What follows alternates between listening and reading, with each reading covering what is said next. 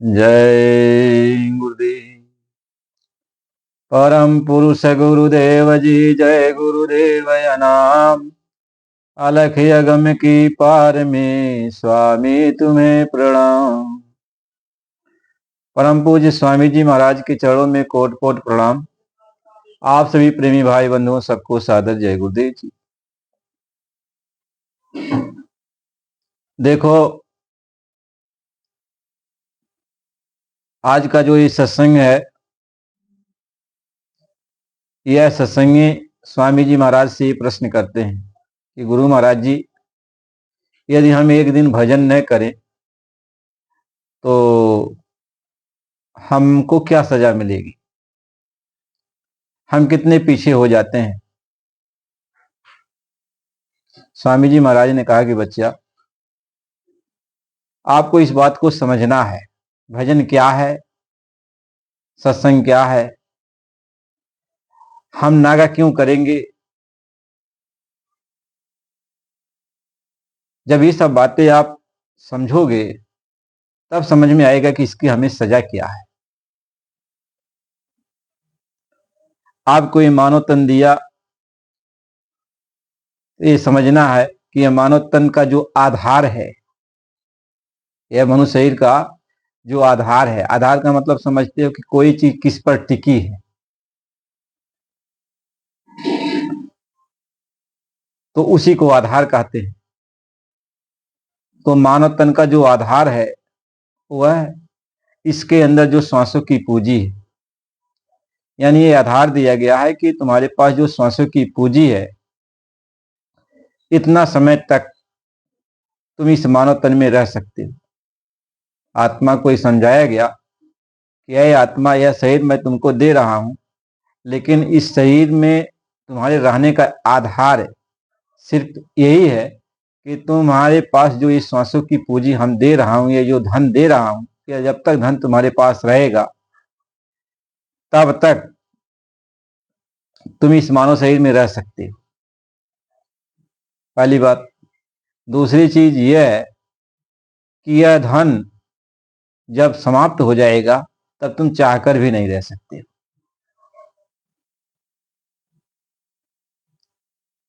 अब आपको ये समझना है, उन्होंने बताया कि ये जो धन है, ये श्वासों की जो पूंजी है, यह कई तरह से निकलती है।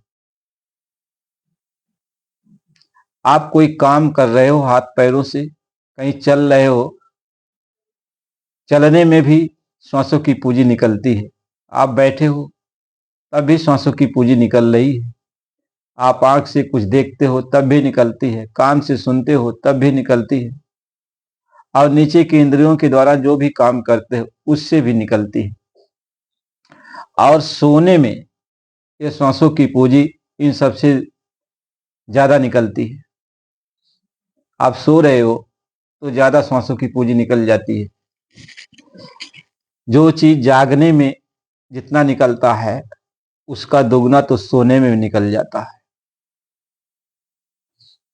इसलिए महात्मा ने कहा कि यदि तुम श्वासों की पूंजी को रोकना चाहते हो, यानी ज्यादा समय तक, तो कम सो।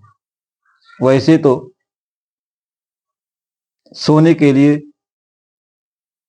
6 घंटे का समय लोगों ने निर्धारित किया कि 6 घंटे तक आप सो सकते हो,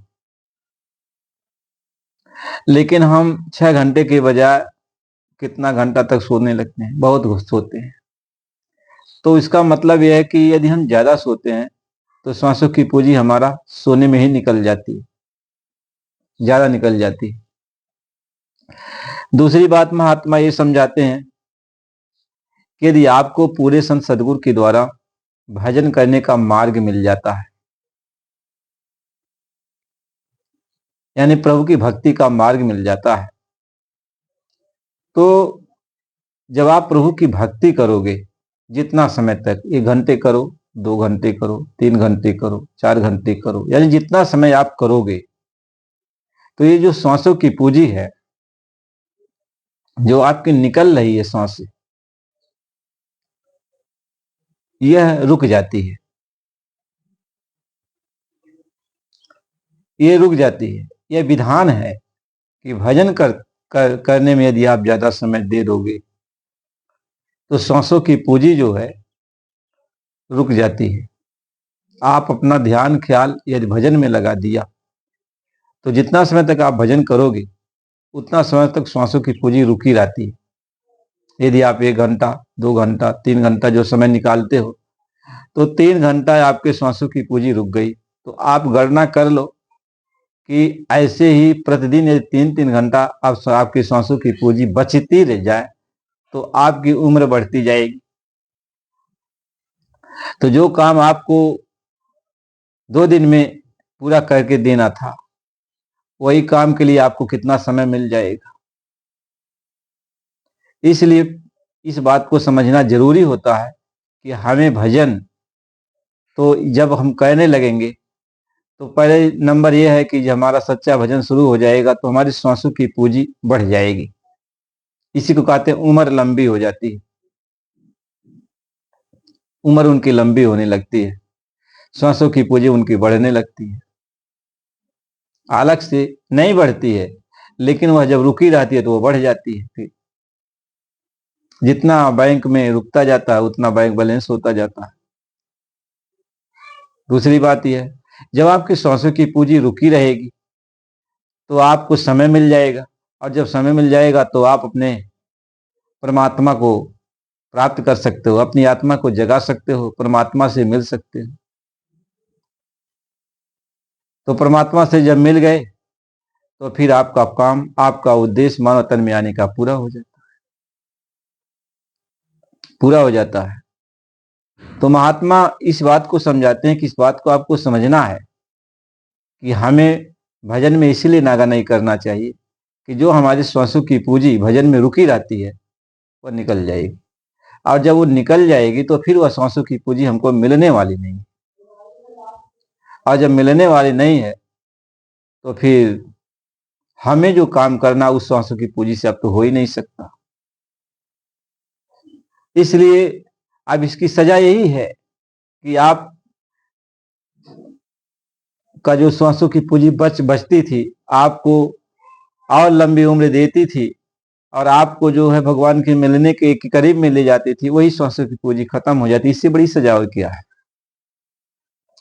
यानी आप यदि भक्ति नहीं करोगे, नागा करते जाओगे तो श्वास की पूंजी आपका खत्म होती जाएगी, फिर आपको प्रभु से मिलने के लिए वो समय नहीं मिल पाएगा। तो सजा तो यही सबसे बड़ी है। इसलिए महात्मा कहते हैं कि बच्चा तुम सुबह शाम सारे कामों को छोड़ करके तुम भजन भाव भक्ति में लगे रहो। जब लगे रहोगे तो तुम्हारा यहाँ का भी काम बनेगा और उधर का भी काम बनेगा, तुम्हारी आत्मा जागेगी भी, और दूसरा यहाँ तुम रह सकते हो। मान लीजिए आपको थोड़ी समय रहना है और श्वास की पूंजी थोड़ी समय में खत्म हो जाएगी, यदि आप भजन में समय दे दोगे वह श्वास की पूंजी जो है रुक जाएगी तो आपको और समय मिल जाएगा। यहाँ आयु की गणना नहीं होती, आयु की गणना श्वासों के ऊपर निर्भर करती है। जितना आपकी जो है श्वास रहेगी वही आपकी आयु की गणना की जाती है। तो श्वास जो है, जब भजन ही एक ऐसा समय है, भजन के ही वक्त में श्वास की पूंजी जो होती है वह रुकती है और कोई समय में नहीं रुकती है। और जब आप भजन में समय देने लगोगे तो उस कुल मालिक की कृपा हो जाती है। तो वह मालिक अपनी तरफ से, वह मालिक तो हर तरह से सर्व समर्थ है। जब देखता है कि मेरा बच्चा परिश्रम कर रहा है और परिश्रम करने पर अभी सफलता कुछ बाकी है, तो वो अपनी तरफ से भी आपको उम्र प्रदान कर देता है, श्वास बख्श देता है, और भी श्वासें आपको और मिल जाती हैं। यानी यदि आपका लक्ष्य पक्का है तो मालिक आपका सहयोग कर देता है। इसलिए भजन करना चाहिए। दूसरी बात यह है, आप जो भजनानंदी होता है जब वो भजन करने लगता तो उसको इच्छित मृत्यु का वरदान मिल जाता है। यानी इच्छित मृत्यु का मतलब यह होता है कि वह जब इच्छा कहेगा, जब इच्छा उसकी होगी चलने के लिए, तब वो यहां से चल देगा। तो उसकी अपनी कोई इच्छा नहीं रहती है, वह गुरु की इच्छा में, भगवान की इच्छा में अपनी इच्छा को विलीन कर देता है। तो जब गुरु कहता है कि बच्चा अब यहाँ से चलना है, तो तैयार हो जाता है कि गुरु महाराज जी आपकी इच्छा है तो अब यहाँ से चला जाए, तब वो शरीर को छोड़ देता है। यानी हर तरह से वह जीव का फायदा ही फायदा होता है जो भजन में अपना समय देता है, सच्चे दिल से भजन करने लगता है। इसलिए महात्माओं ने भजन पर जोर दिया कि भजन करो और भजन करो। लेकिन हम क्या करते हैं, भजन तो कहता है मन करने के लिए, दिल में तमन्ना होती है कि चलो सुबह शाम रात जाकर भजन करेंगे, लेकिन अब हम जो है खाने पीने के इतने आदि वो हो गए हैं कि मतलब बढ़िया भोजन मिल गया, पकवान मिल गया तो ठूसते जाते हैं पेट में, ठूसते जाते हैं। तो पेट को आराम चाहिए तभी खाना पचाएगा। अब ज्यादा खा लिए हो तो आपको सोना है, और 2 घंटा सोना था 4 घंटा सोने लगे, 6 घंटा सोने लगे। अब सोने में दिवस गवाई खाई की और रात गवाई सोई, और हीरा जन्म में अमोल था कौड़ी बदली जाए। तो रात तो सोने में गंवा दिया और दिन खाने पीने में गंवा दिया। ये मानव तन रूपी हीरा जो था ये कौड़ी के बदले अब चला गया। यानी जो इसका उद्देश्य था उद्देश्य पूरा नहीं हुआ, और जब उद्देश्य पूरा नहीं हुआ तो न तन पाने न पाने का फायदा क्या हुआ। इतना युगांतर बीत जाने के बाद, इतना कष्ट सहने के बाद आपको ये मानव तन मिला, और फिर मानव तन से आप कोई फायदा न ले पाओ, मानव तन से आप कोई फायदा न ले पाओ तो फिर ये बताओ, फिर मानव तन लेना न लेना किस काम का। इसका सिर्फ एक ही उद्देश्य था कि अपनी आत्मा को जगाकर परमात्मा से भेंट कर लेना।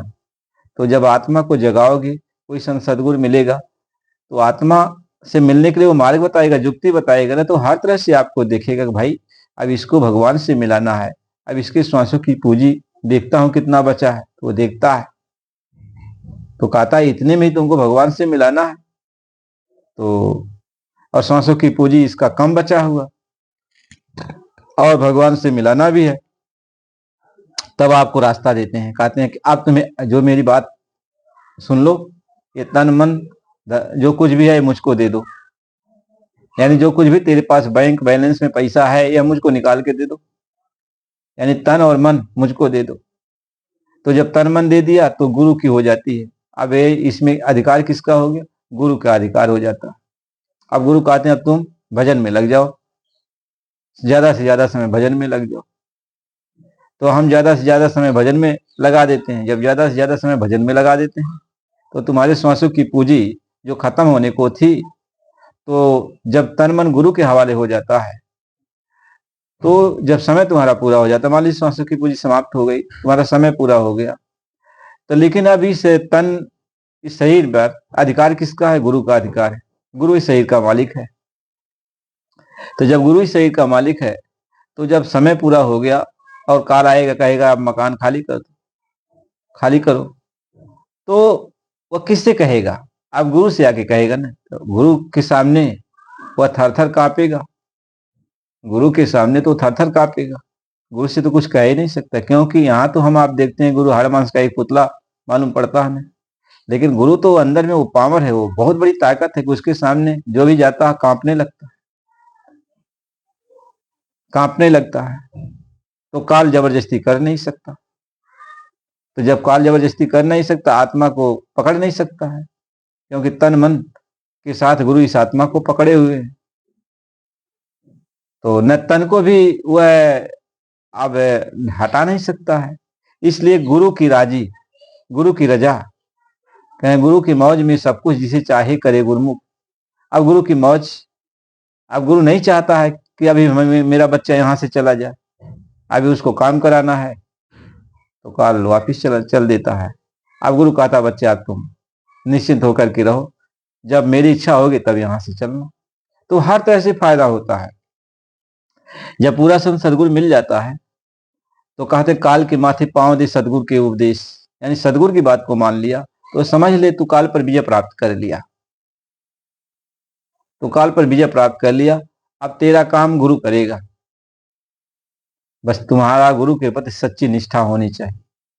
गुरु महाराज ने कहा सत्संगी वही है जो मेरी बात को मानता है, जो मैं कहता हूं वो करता है, मेरे कहे अनुसार चलता है, मुझको अपना समझता है, मुझको अपना सब कुछ समर्पित किया रहता है, वही समर्पण का नाम ही भक्ति होता है। गुरु ये समझाते हैं। इसलिए सबको चाहिए, ताते सबको चाहिए नित्य गुरु भक्ति कमा। यदि भगवान से मिलना है तो गुरु भक्ति कमा, यानी गुरु को अपना तन अपना मन समर्पित कर, और गुरु जो कहें बस उस बात को आप मान, वो बात आप को मान करके आप उस पर चलो। कहें गुरु की मौज में सब कुछ जिसे चाहे करे गुरुमुख, तो उन्हीं की मौज में सब कुछ होता है, जिसको चाहे वह गुरुमुख अपना, बस उन्हीं की मौज है, बिना उनकी मौज के कुछ नहीं होता। तो सत्संगी के लिए गुरु ही सब कुछ होता है। गुरु की पूजा में सबकी पूजा, और जैसे समुद्र सब नदी समा जा, जैसे समुद्र में सारी नदियों के जल जाके समा जाते हैं, वैसे गुरु की पूजा में सबकी पूजा अपने आप हो जाती है। महात्मा तो इसी बात को समझाते हैं। इसलिए हमें आपको सबको ही चाहिए। गुरु जो कह रहे हैं बिना शंका संदेह के उनकी बात को मानना चाहिए, समझना चाहिए, भक्ति भाव में लगना चाहिए, भजन करना चाहिए, अपने मानव तन पाने का जो उद्देश्य है उसको सफल बनाना चाहिए। गुरु यहाँ कोई राजनीति करने के लिए थोड़ी आता है, कोई यहाँ मान बढ़ाई पाने के लिए थोड़ी आता है। गुरु कहता है कि मैं एक सेवादार हूं, मैं एक सेवक हूं, मैं एक दास हूं, मैं तुम्हारे तन मन की मैल को साफ करने के लिए आता हूं। मैं धोबी का काम करता हूं, मैं भंगी का काम करता हूं। जैसे भंगी होता है जो गंदगी को साफ करता है, धोबी होता है कपड़े की गंदगी को साफ करता है, ऐसे मैं तेरे तन मन की गंदगी को साफ करने वाला हूं। अब मुझे तुम कुछ भी कह लो। इसलिए गुरु कहते हैं कि मत, मैं कोई भगवान थोड़ी हूं, मैं तो सेवादार हूं, मैं तो तुम्हारा दास हूं, मैं तुमसे तुम्हारी सेवा करने के लिए आया हूं। इसलिए सभी महात्माओं ने क्या लिखा, कबीर साहब ने लिखा कबीर दास, यानी मालिक है लेकिन यहाँ वो दास बन के आया।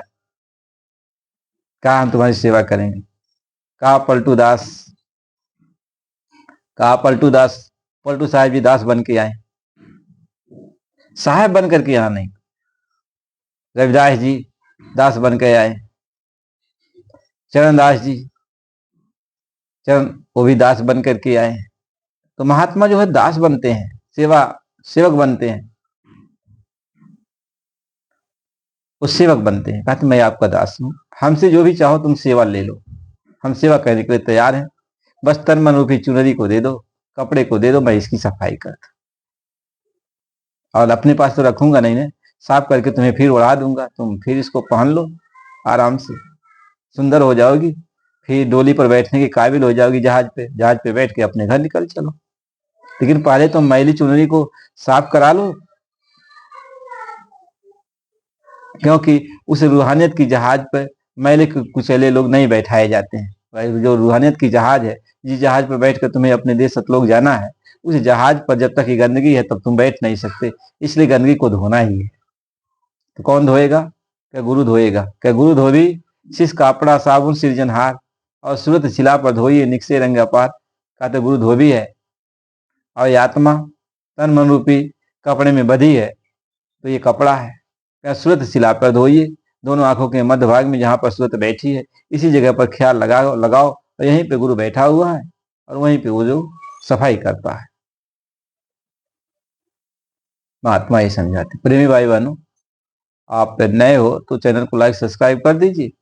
फिर अगला सत्संग आपको अगली वीडियो में दिया जाएगा। तो आप लोग प्रेम प्यार से रहो, मिलजुल के रहो, और भक्ति भाव भजन में अपना समय दो, और गुरु महाराज जी की तरह दया से सत्संग आपको मिलता रहेगा।